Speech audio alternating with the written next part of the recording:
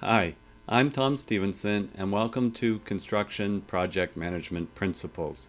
Today we're going to be talking about pre-award construction meetings, which has to do with the trade partners. We're going to be also discussing some of the advantages and disadvantages of doing it in person and also doing it virtually, as that's becoming more of an opportunity these days. So let's join in. All right. So we have construction subcontractor, and I've said subcontractor, but I really like to use the word trade partner. One of the things that are reasons that we're doing a pre-award meeting is to really try to set the tone for the relationship that's going to be built. And I think if we think of people sub like beneath, it has a different connotation to it. So I really like the aspect of saying trade partner because we're partners in this project. If we think about lean construction methodologies, we think about doing things more collaboratively and not optimizing for the individual, but optimizing for the project. So really what we're trying to do with this pre-award meeting is to begin to start to build that relationship. Now, we really want to establish that purpose of the meeting. And one of the things that we are trying to do with a pre-award, you haven't signed the contract yet.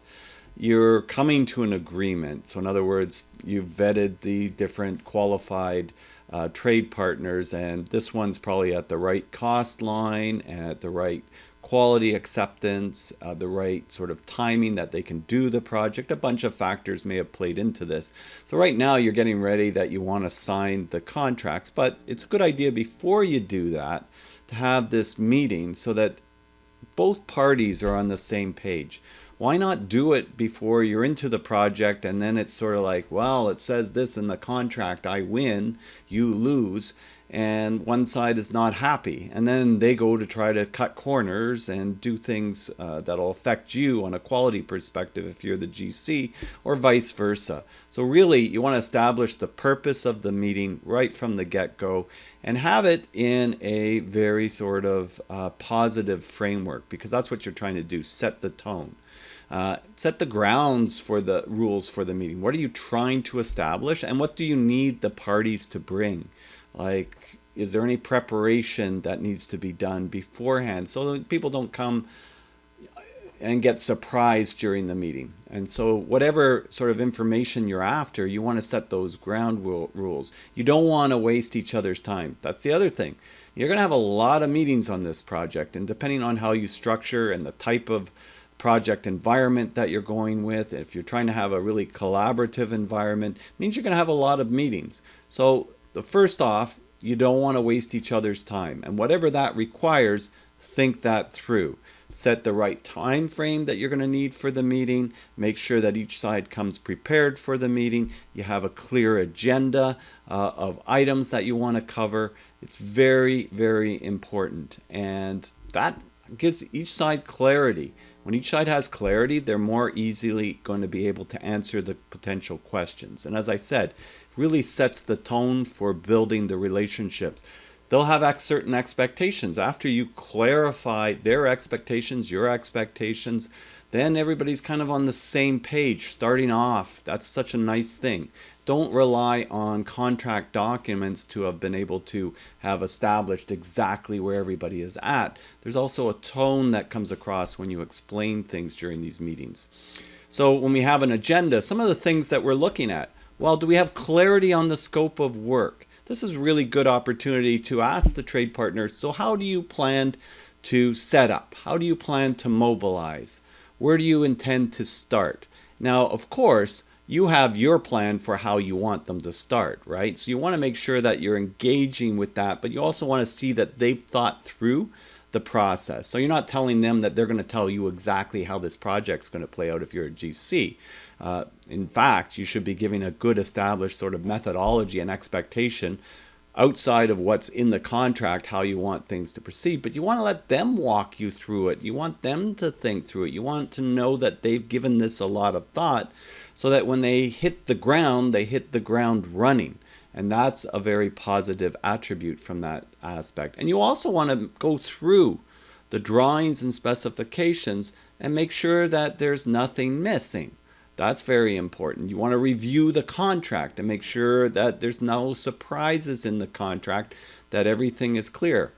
Between the specifications, the drawings, and the contract, it only takes one sentence to be misinterpreted, and you have litigation sometimes. So much better to try to smooth those things out ahead of time. Very important for this.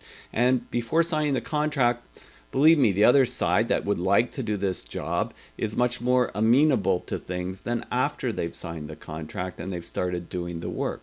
Then they can be, in certain circumstances, much more standoffish. So you're trying to collaborate early to establish any issues. So they could be either rectified in the contract, or the costing could be rectified. If there's some sort of dispute before you start, it's really then a nice, easy negotiation to get the sign-off completed. And also, you know what? There could be potential scope gaps. So you want to identify those. The sooner that you can do that, the better. I'm currently doing some landscaping work around my house, and I'm being very proactive with things. I'm looking for things ahead of time. I had the pre-construction meeting. There was a few things I wanted to change. I made sure that was done before we started. And that makes things roll a lot better when you're already thinking ahead on things and you're asking that particular trade partner, what do they see as missing? Do they see any problems? Is there anything keeping them up at night if they get this project? Any concerns? And that way you're already taking actions. You're already taking note that you can remove some of those obstacles, constraints, roadblocks, whatever you want to call them. Establish who will be the people involved. What's their experience level? Who's going to be the site super? Who's going to be the foreperson? Maybe you want to find out their resumes and the previous projects that they've done. Maybe you want them at this meeting. It depends what it is, right? So these are some of the things that you can consider. Now you're also getting into, how you're going to process changes and what the expectation is so that it's clear on both sides. This is basically our change order protocols, and this is the process that we follow. Schedule. You want to have a good discussion on the schedule. And of course, scheduling is an evolving act, but we would have developed a baseline schedule, or developing a baseline schedule going into this step. And so we definitely want clarifications and mutual understanding on the schedule requirements, the resource loading expectations, having a good understanding of that. Safety, all the safety protocols, making sure that you are hitting all of the occupational health and safety regulations and requirements for your jurisdiction. You're following all the protocols. These are the expectations from that perspective. I've seen where in the project, one trade actually sent the GC an email. I wouldn't advise this, but they said they'd never work for this GC again because they worked too safely. Yes, that does happen, right? So I think it was drywallers and they were working on stilts, and you can't do that in our jurisdiction. And so that was a big issue for them. But, you want to establish, this is a company that we follow all the safety protocols, regulations. We go above and beyond, and these are our processes, and this is how things are done on our projects. It's important to get that mutual understanding and clarity.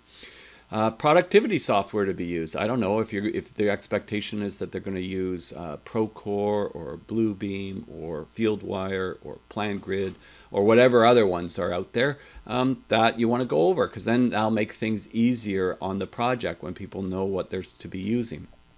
Identify long lead items. Well, I'm saying this in 2022, right now, mid to late 2022. So I don't know when you're watching this video, but I can tell you supply chain issues are pretty big in 2022. So what constitutes a long lead item might be different than under normal circumstances. But right now, there'd be a lot of things on that list.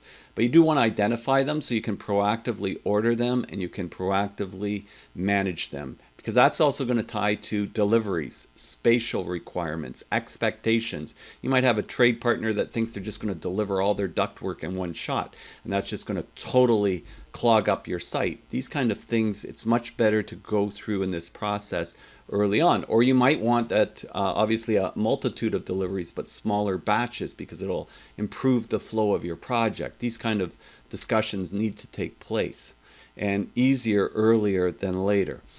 Shop drawings, can go through and vet all of the shop drawing requirements. Any special requirements regarding mock-ups could be discussed. And you're discussing them on a lighter level, but you definitely want to have clarifications on these. There'll be a lot more details when you get into the project. Payments, holdbacks, and closeout requirements, also very important. Commissioning, well, if it's a mechanical trade, what are the commissioning requirements? If there's special requirements, who's the third-party commissioning agent that'll be involved? What's the overall process that we will be getting into? Only if that's applicable to the particular trade partner. So that's kind of the purpose of the pre-award meeting. Now, virtual or in person, right? There's advantages and there's disadvantages. In-person advantages, construction people tend to be hands-on. We're used to, a handshake and those kind of things. We're used to making eye contact with someone. A lot of people come from the trades in construction, very hands-on. So you can see there's a natural association for them to want to do meetings in person for that very reason. And in some cases, depends who the trade partner might be. They might not be as good on some digital devices as others, although I suspect after the pandemic, people have learned that process one shape or form or another. But definitely there's a spectrum of skill sets depending on what you're trying to accomplish. So there is that natural association. And you know what? You can pick up on a few things like this Gemba, go to where the problem is thinking, right? Like this is part of a lean term where you actually go to where the problem is and you can solve it. While that thinking also holds that if we're in a meeting, if there's anything, we can sort of hash it out in person sort of thinking. So that's the in-person aspect. Easier to get a sense of people's thinking with body language interpretation. Sometimes you can't see, somebody that's their arms are folded and they're white knuckling it, that sort of thing when you're on a Zoom meeting. So sometimes that's not as easy to pick up. On the other hand, virtual advantages saves huge amounts of time.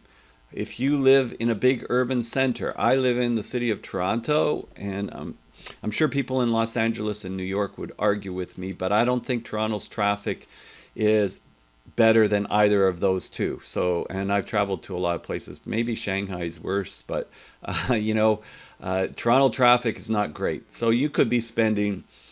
I have one of my clients, and he was saying that he had to meet with consultants weekly, and he'd have to drive from his office to Burlington, and Burlington's outside Toronto, and he said it would take almost 2 hours to get there and 2 hours to come back for a half-an-hour meeting. So, he almost ruined the whole day just going to that one meeting. He said, what he learned was using Zoom or using Teams or whatever your flavor of the day is as far as virtual meetings.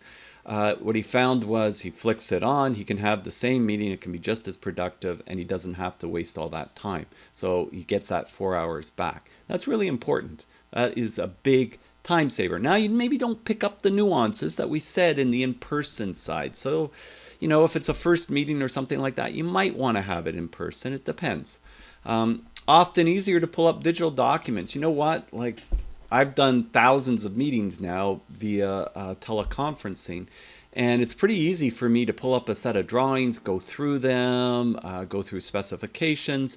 Actually, it's easier than when somebody's actually in my office, I find, in a lot of ways. I can have things set up, and it's pretty quick to do that. So that's something that can be worth doing as well. You might have a conference room that you could set up and you could do it in the conference room. That's possible. So that might downplay that a little bit, but I do find it's pretty easy to use. Can be more encompassing. So in that respect, you can, how I said in the previous slide, you could invite the foreperson or have them bring those. Not likely they're going to do that. They're out there working on other projects, making money. So that's kind of a big waste of time for them. But it's not a big waste if they're just turning on a screen. Oh, I wanted to introduce you to, this is Mary Perkins, and she's our foreperson for the plumbers, and she's going to be doing this. Hi, Mary, how are you? And to do that very quickly. And what experience do you have on these types of projects and that sort of thing? pretty easy to do. So you might be able to get more breadth in it and pull people in that normally might not have been pulled in as easily. So that's another advantage to that. And you can keep them a shorter period of time. If you're finished with that discussion and you just want to talk to whoever is basically handling the contract side of things, then you can do that. So that can be more specific. Now you can record it. Now you should tell somebody if you're recording your meeting. Like some of them, they'll pop up. It'll say meeting is being recorded or this is being recorded. But you should say that to whoever it is that you're having the meeting with. And you know what? Share the recording with them so they have access to it as well. Maybe later on, well, you never told me that. Well, actually, we did. We discussed it in the pre-award meeting. You can check the recording if you like. Very handy to have that way, right? You're not really doing it for that purpose. I think we just do so many things. Sometimes the ability to go back and check is very helpful. I've done that so many times in the last couple of years where what did I say last week at that meeting prepping for this? Or what did I agree to doing? And I just go back, it's like, oh yeah, it's exactly that. Very helpful that way.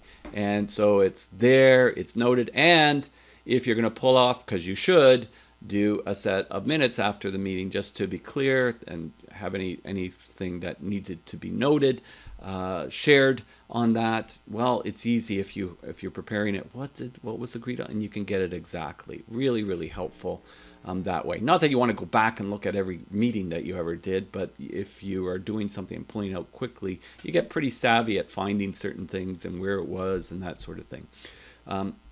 And it's often easier to stay on purpose. I find you cut more to the chase in a teleconference meeting. Sometimes it gets a little bit off agenda and that sort of thing when you're in person. That can be a good thing, but that can be a bad thing, especially if you're wasting people's time. And that's the number one tenet that I have. Don't waste people's time. That's important. And I also find it easier, as I said, to pull up documents, review drawings, but also you can use some collaborative software, maybe not so much for a pre-award meeting. We're probably not going to be doing much collaboration in that specific meeting. We're doing more alignment, and we're doing more identification of scope gaps, and we're doing more of trying to be proactive and look at constraints and bottlenecks that potentially could disrupt this agreement that we're coming to.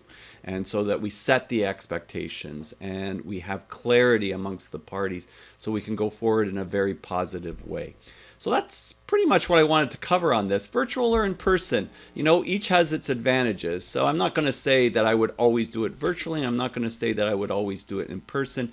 And I think you have to find out what's right for the people that you're dealing with too. You might find there's somebody that virtually it's just not for them, and then maybe that one you do in person, but other ones you've been dealing with these trade partners and it's very easy and it's flick it on and away you go, and just make sure it's clear that way. But in today's environment, you got to be flexible, you got to be adaptable. Taking a hard line, I don't do virtual, that sort of thing, I think that's going to put you in a negative position, long term for sure, short term even. So hopefully you enjoyed this, and if you want to see more PM tips, or also go to my playlists on my YouTube channel and click subscribe. Do you have a question? Is there a meeting that you've had that had certain elements to it that I didn't mention that I should add on to this, or that the rest of the community might like to hear? Please put it down in the comments. Click subscribe, click notifications, check out the playlists, and have a wonderful day, and we'll see you next time. Tom Stephenson saying goodbye for now.